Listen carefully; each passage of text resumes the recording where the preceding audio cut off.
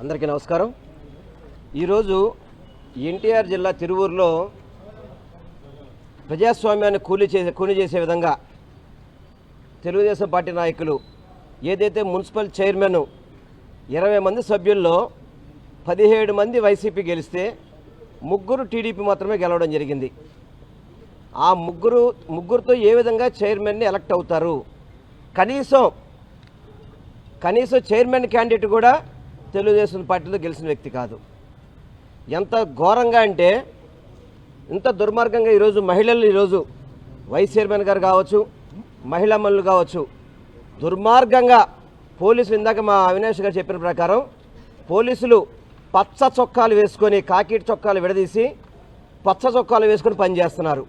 ఎందుకంటే ఈరోజు కౌన్సిల్కి మా కౌన్సిలర్ గారు నిర్మలా గారు వెళ్తే పోలీసులంతా కూడా ఆమెను చుట్టుముట్టి ఆ మెళ్ళ ఉన్న కండవాన్ని వైసీపీ కండవాన్ని తీసుకెళ్లి చెట్లలో మీద పడేసి డిఎస్పీ సంథింగ్ అతని పేరు ప్రసాద్ బాబు గారు అనుకుంటాను, ప్రసాదరావు వారు ఆయన డైరెక్ట్గా ఆమెను బలవంతంగా అక్కడున్న మహిళా కానిస్టేబుల్ కావచ్చు ఇతరుల ద్వారా ఆమెని పక్కకి బలవంతంగా తీసుకెళ్ళిపోయి చాలా దుర్మార్గంగా నేను పోలీస్ కమిషనర్ గారిని ఒకటే ఇక్కడి నుంచి మీ ద్వారా కోరుకుంటున్నాను, అసలు పోలీసు వ్యవస్థ పనిచేస్తుంది ఎన్టీఆర్ జిల్లాలో పనిచేస్తుందా పోలీసు వ్యవస్థ? ఏంటి దుర్మార్గం ఇది? అంటే ఒక కౌన్సిలర్కి అంటే కౌన్సిలర్ అంటే ప్రజాప్రతినిధి వాళ్ళకి స్వచ్ఛందంగా ఓటేసే హక్కు లేకుండా ఏ విధంగా ఇంత దుర్మార్గంగా పనిచేస్తున్నారు?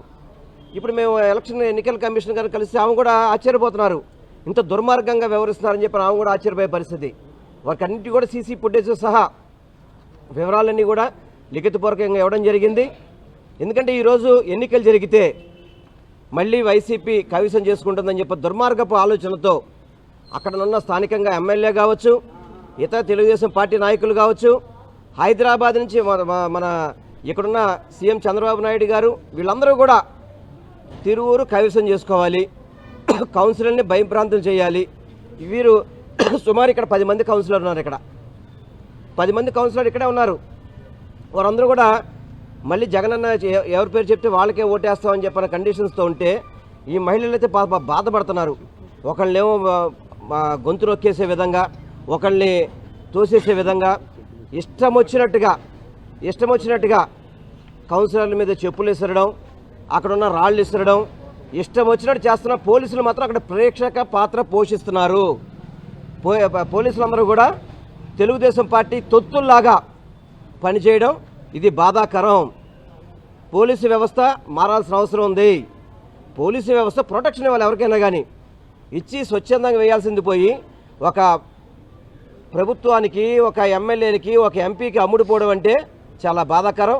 ఏదేమైనా కానీ మా కౌన్సిలర్లంతా కూడా ఇంత కష్టపడి ఎంత ఇబ్బందులు పడ్డా కానీ తిరువూరు కౌన్సిలర్లు 10 మంది, మళ్ళీ అదేవిధంగా తిరువూరులో ఉన్న ఇంకో కొంతమంది కౌన్సిలర్లు అంతా కూడా పార్టీకి నిలబడినందుకు ప్రత్యేకంగా వారందరికీ కూడా అభినందనలు తెలియపరుస్తున్నాను। ఎందుకంటే ఎంత కష్టపడినా వాళ్ళ మీద అనేక ఇబ్బందులు పెట్టారు, ఆర్థికంగా ప్రలోభాలు పెట్టారు, అనేక విధాలుగా వాళ్ళకి ప్రలోభాలు పెట్టినా కానీ మాకు జగన్మోహన్ రెడ్డి గారి నాయకత్వమే కావాలని చెప్పని ఈ నిలబడ్డ కౌన్సిలర్లందరికీ కూడా ప్రత్యేకంగా అభినందనలు తెలియపరచుకుంటూ తప్పకుండా రేపు ప్రజాస్వామ్యం కాపాడాలి, బాగుపడాలంటే స్వచ్ఛందంగా ఎన్నికలకి పోలీసు వ్యవస్థ పనిచేయాలి తప్ప ఒక పార్టీకో ఒక ప్రభుత్వానికో తొత్తులుగా పనిచేయడం పద్ధతి కాదు। అందుకని మేము ఈరోజు ఎన్నికల కమిషన్ కలిసాము, తప్పకుండా వారు కూడా ప్రొటెక్షన్ ఇస్తారని మాట ఇచ్చారు।